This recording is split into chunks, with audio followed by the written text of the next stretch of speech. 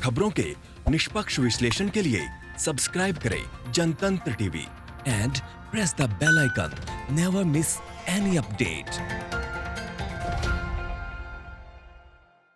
कानपुर के बिकरू कांड को लेकर गठित एसआईटी ने योगी आदित्यनाथ सरकार को अपनी जांच रिपोर्ट सौंप दिया। इस मामले में 9 बिंदुओं को लेकर एसआईटी द्वारा की गई जांच रिपोर्ट लगभग 3,500 पन्नों की है।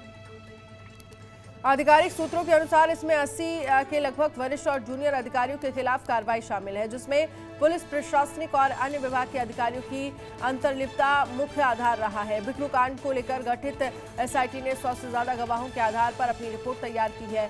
इस मामले में 12 जुलाई को एसआईटी ने अपनी जांच शुरू की थी, जिसे 16 अक्टूबर को पूरा किया है। एसआईटी ने मुख्य रूप से अपनी 9 बिंदुओं पर हो रही जांच को आधार बनाकर रिपोर्ट तैयार की है। हालांकि जांच एजेंसी को 31 जुलाई 2020 को अपनी जांच रिपोर्ट मुख्यमंत्री योगी आदित्यनाथ को सौंपनी थी, लेकिन गवाहियों का आधार बढ़ने के कारण रिपोर्ट को 16 अक्टूबर को पूरा किया जा चुका। एसआईटी के हेड संजय आर भूसरेड्डी की अध्यक्षता में गठित टीम ने अपनी रिपोर्ट पिछले हफ्ते शासन को सौंप दी है। इसमें अपर पुलिस महानिदेशक हरिराम शर्मा और पुलिस उप महानिदेशक जे रविंद्र गौड़ को सदस्य बनाया गया है। बता दें कि कानपुर के चौबेपुर थाना क्षेत्र में 3 जुलाई की रात जो कुछ हुआ उसने पुलिस महकमे को हिलाकर रख दिया था। गैंगस्टर विकास दुबे ने अपने गुर्गों के साथ मिलकर उसे गिरफ्तार करने पहुंची पुलिस की टीम पर अंधाधुंध फायरिंग कर एक सीओ समेत 8 पुलिस वालों को मौत के घाट उतार दिया था।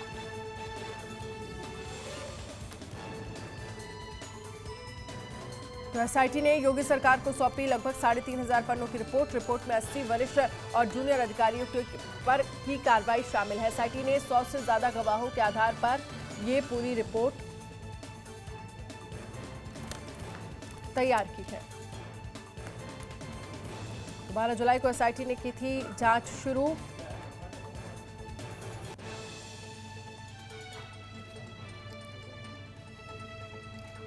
तो एसआईटी ने योगी सरकार को रिपोर्ट सौंपी है। 3,500 पन्नों की ये रिपोर्ट है।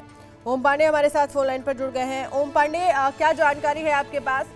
बिकरू कांड की जांच पूरी हो गई है, रिपोर्ट सौंप दी गई है, 3,500 पन्नों की लगभग ये रिपोर्ट है। देखिए अनन्या, जिस तरह से कानपुर में जो विकास दुबे कांड हुआ था बिकरू गांव में, उसको लेकर के मुख्यमंत्री ने एक एसआईटी गठित की थी। उस एसआईटी लगातार जांच कर रही थी।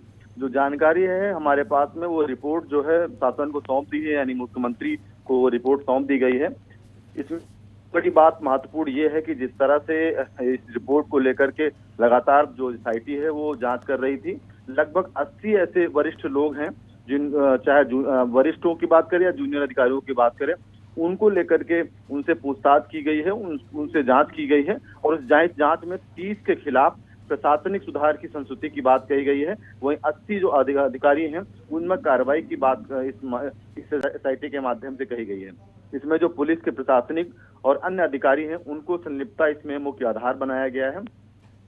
100 से ज्यादा गवाहियों के आधार पर एसआईटी ने इसकी जांच रिपोर्ट तैयार की है। अगर हम मूल इन सब तमाम बिंदुओं की बात करते हैं, 12 जुलाई को एसआईटी ने अपनी जांच शुरू की थी और 16 अक्टूबर को पूरा किया है। एसआईटी के मुख्य रूप से 9 बिंदुओं पर इसकी जांच रही है, जिसमें से एसआईटी को 31 जुलाई 2020 को अपनी रिपोर्ट मुख्यमंत्री को सौंपनी थी, किंतु गवाहियों का आधार बढ़ने के कारण रिपोर्ट 16 अक्टूबर को पूरा किया जा सका। बिकरू कांड में गठित एसआईटी की जो टीम है, 9 बिंदुओं पर यानी 12 जुलाई 2020 के साक्ष्यों के संदर्भ में अपना काम शुरू करना और घटना स्थल की पूरी जांच की गई। इस जांच के जो हेड थे वो संजय आर भूसरेड्डी की अध्यक्षता में जो है इस रिपोर्ट को बनाया गया था और इसने शासन को ये रिपोर्ट सौंपी है। इसमें तमाम चाहे जो है आर्म्स एक्ट की बात कही जाए कि आखिर कैसे जो है इनको ये तमाम जो आर्म्स थे वो कैसे उपलब्ध कराए गए, इनको इनके लाइसेंस कहाँ थे, उसके साथ साथ किस तरह जब घटना होती है तो इनके पास आर्म्स कहाँ से इकट्ठा हुए, इसके साथ ही इनके साथ जो शामिल लोग थे वो कौन लोग थे, उन पर किस तरह केस चल रहा था और जो अन्य चीजें हैं, जैसे मुख्यमंत्री ने साफ तौर से ऐसे लोग जो इस तरह की इतने केस हो उन पर कार्रवाई की बात संबंधित जिला पुलिस अधिकारियों से कही गई थी। आखिर क्या ऐसा रहा कि जो विकास दुबे कांड में ऐसी घटना हुई और उन पर कितने एफआईआर थे, अगर एफआईआर थे तो क्या उनको जो है उन पर कार्रवाई क्यों नहीं की गई, उनको जेल क्यों नहीं भेजा गया। और जो केस हिस्ट्री के साथ साथ हम सीडीआर की बात करते हैं तो सीडीआर भी रिपोर्ट जो है इसमें संलिप्त इसमें जोड़ी गई है कि आखिर जो विकास दुबे था उससे किससे बात होती थी, कौन कौन अधिकारी इसमें शामिल थे, और उसके उन तमाम चीजों को लेकर के मुख्य आधार बनाया गया है।